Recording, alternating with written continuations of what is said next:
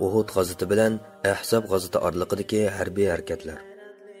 Uhud g'azotidagi mag'lubiyatning siyosiy va ijtimoiy ta'siri musulmonlarga nisbatan intayin yomon bo'ldi. Ularning raqiblar nazaridagi g'olib kuchi e'tibordan soqit bo'ldi va al qalbidagi dabdaba haybati quruq da'voga aylanib qolay dedi. Ichki tashqi qiyinchiliklar kun sari eshib bordi. Madina shahri xavf-xatar ichida qoldi.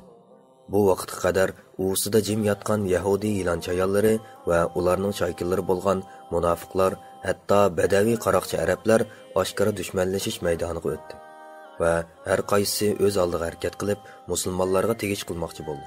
Hatto ba'zilarining texmi xo'riki o'sib, mu'min musulmonlarni tal-to'kis yo'qotmoqchi va tub yiltizdan quritmoqchi bo'lishdi. Bu urushga 2 oy bo'lmay turib, Bani Asad qabilasi Madinaga hujum qo'zg'ash ko'ydi bo'ldi. Orqadilla Azli, Qora qatorli qabilalar til biriktirib, Hijrining 4-yili Safar oyida bir suiqasd planlab sahobalardan 10 kishining o'ltirilishiga sabab bo'ldi.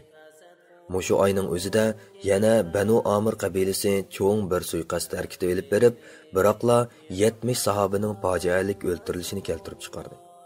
Bu voqea tarixda Be'irmanua fojiasi deb ataldi. Bani Nazir Yahudiylari mushu jarayonda izchil adovatlashib va o'chakishib turdi. Hatto shu yili Rabiul Avvalda Rasulullohni o'ltirishni maqsad qilgan bir suiqasd planlandi.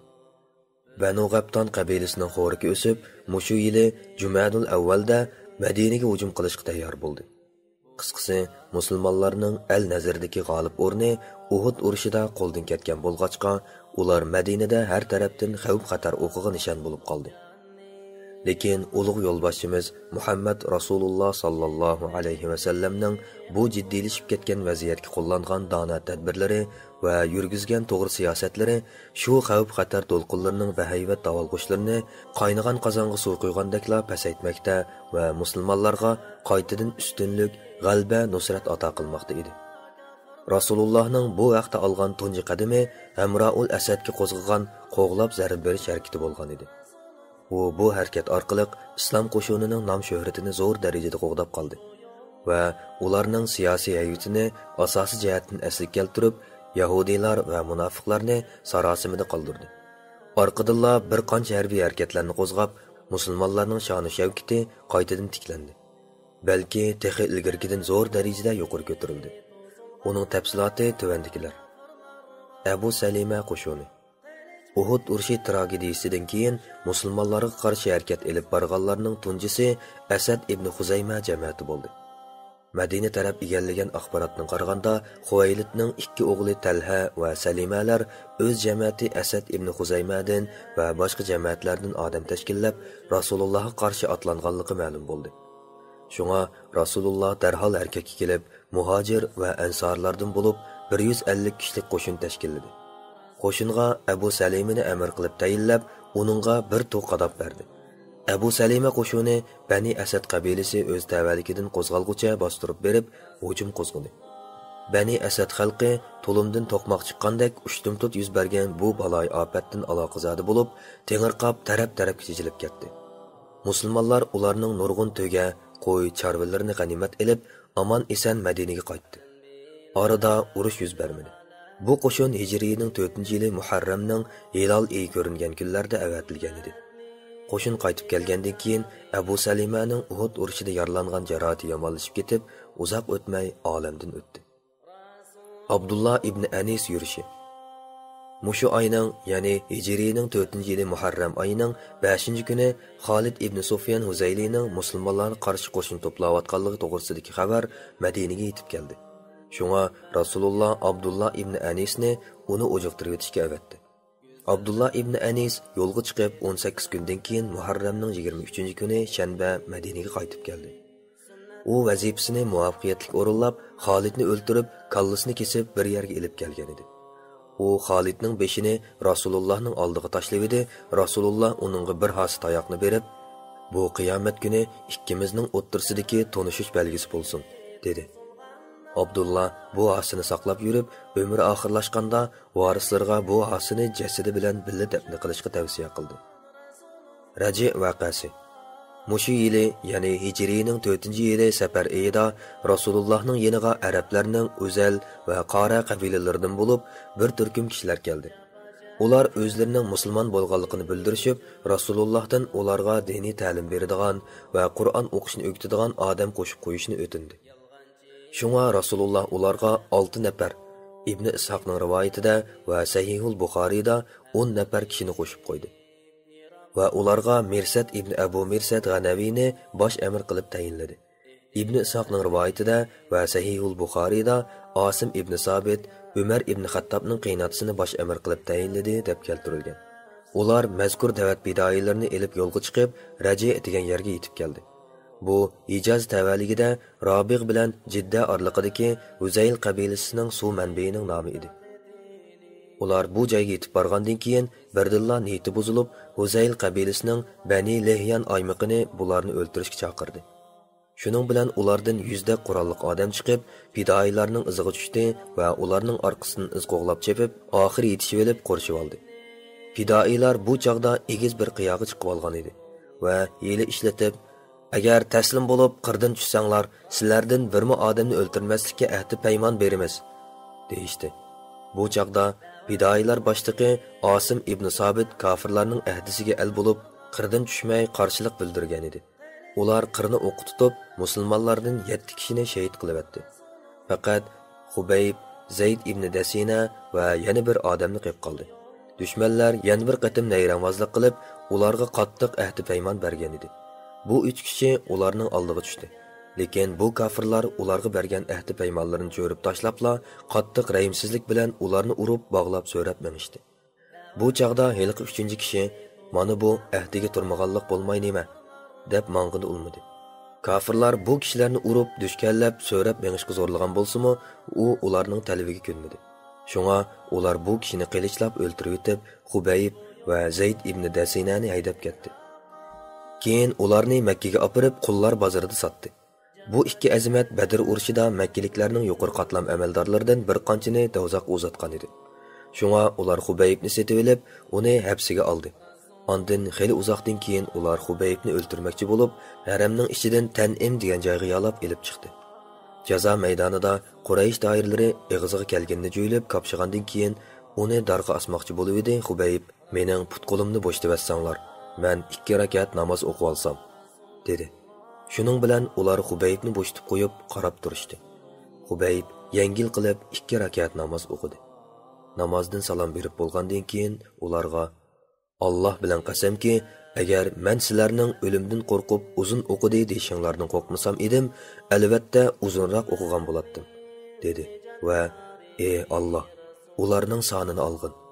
Ularning cho'ng, kichik hammasini yo'qotgin. Birini qoldirmagin", deb duo qildi. Bu chaqda Abu Sufyan uningdan, "Navoda biz Muhammadni tutib kelib, sening o'rningda jazolasak, sen oilangga qaytib omon eson yashashni xohlamsan?" deb so'radi.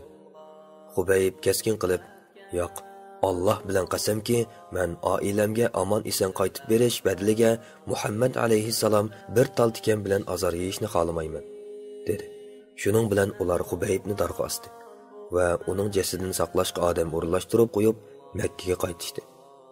Amr ibn Umayya Zamari kechalab kelib, qorovullarga to'ydirmay, Xubaybning jasadini dardan bo'shtib elib chiqib, dafn qilib etdi. Xubaybni o'ldirish ishiga asosligi Uqba ibn Haris igidorchilik qilgan edi. Chunki Xubayb uning otasi Harisni Badr urushida o'ldirgan edi. Sahih hadisda Xubayb o'ldirilish oldida 2 rakat namoz o'qishni tunji bo'lib sunnat qilib qoldirgan kishidir. Boshqalar uning Makkada asirlikda turayotgan mezgilida yangi uzilgan ho'l uzumni yeyotganligini ko'rgan. Vaholanki shu kunlarda Makkada quruq xurmumi tepilmaydi, deyilgan. Ammo Zayd ibn Dasinani Saffon ibn Umayya setib olib, otasi Umayya ibn Xalafning qisosini olish uchun o'ldirib etdi. Quraysh doiralari Osim ibn Sabitning qandoq odam ekanligini tunib olish uchun uning biror a'zosini kesib kelishga odam avatdi. Chunki u Badr urushida ularning tangdoshsiz palvon deb atiladigan bir kishini o'ldirib etgan edi. Shu on Alloh Osimning jasadini bir to'p bashoratlarni avatib, Quraysh elchilarining Osimning jasadiga yaqin keltirmadi. Shuning bilan ular quruq qo'l qaytishdi. Kafirlar Osimni qirdan tushishga undaganda, u Allohga ahdi berib, o'zimi kofirlarning qo'lini tutmaslikqa, uningimi kofirlarni yaqin yo'latmaslikni tilgan edi. Umar ibn Xattob radhiyallohu anhu Osimning ahvolini uqqanda, Alloh bu mu'min bandasini hayot vaqtida muhofazat qilganidek, vafotidan keyinmi o'z panohida saqlabdi, dedi. Be'r Manua fojiasi. Raji vaqasi yuz bergan oyning o'zida uningdan echinishliq yana bir fojia yuz berdi. U tarixda Be'r Manua fojiasi deb ataldi. Voqea mundaq yuz berdi. Shu kunlarda Nayzivozlar podshohi degan nomi bor Abu Barro Madinaga kelib Rasululloh bilan ko'rishdi. Ko'rishish davomida Rasululloh uni musulmon bo'lishga da'vat qilgan edi. U hozircha musulmon bo'lmaydiganligini, ammo uni chetga qoqmaydiganligini bildirib, "Ey Rasululloh, ashablaringni Najd tarafga avatgan bo'lsang, ular ahli Najdni diningga da'vat qilgan bo'lsa, ularning musulmon bo'lishida umid bor edi", deb Rasulullohga taklif bergan kishi bo'ldi. Rasululloh, "Men ularga Najd aholisining yomonlik qilishidan qo'rqaman", dedi. Abu Barro, "Xotirjam bo'lgin, men ularga boshpanoh bo'laman", dedi. Shuning bilan Rasululloh uningga 40 odamni qetib yo'lga soldi. Ibn Ishoqning rivoyatida va Sahihul Buxoriyda 70 deb e'longan. Va ularga Bani Saida aymoqining boshlig'i Munzir ibn Amrini amir qilib tayinladi. Ular musulmonlarning eng yaxshilari, fozil solihlari va eng diyonatli qori Qur'onlardan tarkib topgan edi. Ular yo'lga chiqib, kunduzi o'tin terib setib, ahli Sufaning yemakliklarini g'amlasa, kechasi Qur'oni Karimni dars muzokara qilishatdi va namozda qiyomda turardi. Ular shu ravishda yo'l yurib, oxiri bir kun Be'r Manua, u Bani Amir qabilasining zamini bilan Bani Sulaym vodisining orlig'idagi o'tang edi. Oxir bir kun Be'r Manuaga yetib keldi. Be'r Manua Bani Amir qabilasining zamini bilan Bani Sulaym vodisi orlig'idagi o'tang edi. Ondan ular Haram ibn Milhamdan Xudoning dushmani Amir ibn Tufaylga Rasulullohning maktubini avatdi. Xudoning dushmani mal'un Amir ibn Tufayl xatga qarabmi qo'ymay bir odamni buyurib, Haramning keyni tarafidan nayza urg'izdi. Haram keynidan urilgan nayzining oldi tarafidan qon bilan teshib chiqqanligini ko'rib, "Allohu akbar, Ka'baning Rabbi bilan qasamki, men orzuyimga yetdim", dedi-yu seyrilib yiqildi. Xudoning dushmani Amir Haram ibn Milhanni shahid qilayotgandan keyin darhol chiqib, Bani Amir xalqini Haramning hamrohlari bilan urushishga chaqirdi. Lekin ular shu jamoatdan bo'lgan Abu Barroning panohligini ko'zda tutib, uning chaqiriqiga ovoz qo'shmadi. Mal'un Amir buning bilan to'xtamay, Banu Sulaymni jangga yordamga chaqirgan edi. Ulardan Usayya, Ra'li va Zakwan aymoqlari qo'zg'alib kelib, da'vat umikini qo'rchib oldi va ularni urushga majburlab, qattiq jang bo'ldi. Musulmonlar tarafdan faqat Ka'b ibn Zayd ibn Najjardan boshqasi butunlay shahid qilib etildi. Ka'b o'liklar orasida hayot qolgan bo'lib, xeyli uzoq umr ko'rgandan keyin Xandak urushida shahid bo'lib ketdi. Shu kunlarda Amr ibn Umayya ibn Zamri bilan Munzir ibn Uqba ibn Amir shu atrofda musulmonlarning padillarini beqotdi. To'satdan ular bir to'p yirtqich qushlarning ko'kda parvoz qilib kelib, bir joydan agib ketolmay qolganligini ko'rdi-da, Munzir ahvolni o'qib beqish uchun kelib, mushriklar bilan tutishib qoldi. Oxiri shahid qilib etildi. Amr ibn Umayya Zamri asirga tushib qoldi. Mal'un Amir Amri ibn Umayyaning Muzar jamoatining ekanligini uqqandan keyin uning ko'koli chechini qirqib etib, onasi uchun ozod qilib qo'yibdi. Shuning bilan Amri ibn Umayya Zamari ashu 70 qarining behud baxtsizligiga yo'liqqandak ig'ir musibat xabarini elib Rasulullohning yoniga keldi. Ularning bundoq biroqni yo'qotilishi musulmonlarga Uhud tragediyasini qayta eslatdi. Balki uningdimi ig'ir qayg'u alamga patqizdi. Chunki Uhud urushida bo'lsa 70 mujohid oshkora jang maydonida botirona ilishib, mardlarcha shahid qilindi. Ammo bular bo'lsa razillik aldam xaltasiga kirib qilib, behuda ketib qoldi. Amr ibn Umayya qaytish yo'lda Qarqara degan joydan Kariz beshiga kelib, bir daraxt tuvida soydab o'ltirib o'tadi. Bani Kilab qabilasidan notunish ikki odam kelib, daraxt tuviga tushdi. Ular uxlab qolgandan keyin Amr ibn Umayya qarindoshlarimning intiqomini oldim deb o'ylab, ularni o'ltirib yetib yenib keldi. Aslida bularda Rasulullohning ularga yozib bergan amonlik maktubnomasi bor ekan. Amr buni o'qimagan edi. U Rasululloh bilan ko'rishib, yo'lda yuz bergan voqeani aytib berdi. Rasululloh ularni meni to'lam to'lisin deb o'ltirib qo'yibsan, dedi. va shu kundan boshlab ularning to'limi uchun musulmonlardan va ittifoqdosh yahudiylardan mablag' to'plashga kirishib ketdi. Dal mushu ish Banu Nazir g'azotini qo'zg'ashning sababi bo'lib qoldi. Rasululloh mushu bir qancha kun ichida orqa-orqadan yuz bergan Raji va Bi'r Manua fojialari uchun qattiq qayg'urdi va og'ir azob tortdi. Hatto bir qancha kun ich-pushqini bosolmay o'z ashablariga suiqasd qilgan va aldab yo'qotgan ashu qabila va aymoqlarga duoibat qildi. Sahihul Buxoriyda Anas radhiyallohu anhu dan naql qilinib, Rasululloh Bi'r Manuada o'z ashablariga suiqasd qilgan Ra'il, Zakwan, Lihyan va Usayya aymoq jamoatlariga har kuni bomdod namozida 30 kundek duoy qunut o'qidi. U duosida: "Ey Alloh, Usayya jamoati Allohga va payg'ambarga osiylik qildi" deydi, deyilgan. Shu arada Alloh Qur'on Karimda oyat nozil qildi. Biz uni tilovat qildik. Xilidan keyin bu oyat amaldan qoldirildi. Xalqimizga yetkazib qo'yinglarki, biz Parvardigorimizga muloqot bo'ldik. Allah bizdan rozi bo'ldi. Bizmo Allohdan rozi bo'ldik.